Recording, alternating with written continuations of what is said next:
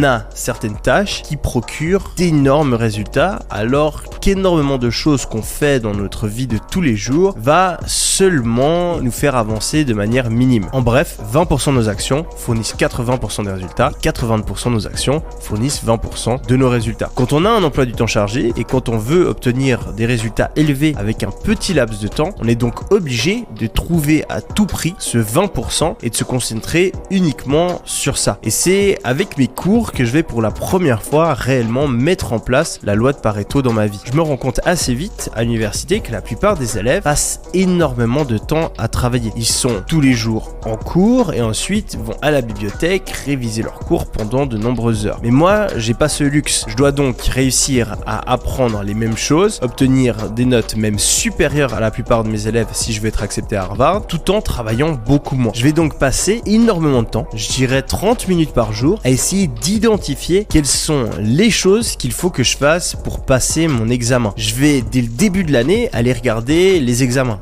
On peut voir les examens des années précédentes, on a accès à des séries pour s'entraîner, ou alors dans certaines matières, quand on n'a pas accès aux examens précédents, on peut essayer de déduire à travers des questions qu'on pose au prof ou en regardant le syllabus, qu'est-ce qui va tomber dans l'examen. Je vais donc essayer de prévoir tout ça et ensuite je vais entraîner exactement la même chose. La plupart des gens qui sont à l'université avec moi, ils vont en cours, ils vont attendre de nombreuses heures alors que le prof va expliquer lentement ce qui est déjà expliqué sur les slides. Ils vont ensuite se poser à la bibliothèque et faire un résumé des slides. Ils vont ensuite se mettre à lire le résumé en essayant de l'apprendre par cœur et au final, ils arrivent à l'examen et on leur demande pas de savoir faire un résumé, on leur demande pas de savoir écouter et prendre des notes, on leur demande pas de ressortir des choses qu'ils ont appris par cœur. Non, dans la plupart des cours, on leur demande de résoudre des problèmes.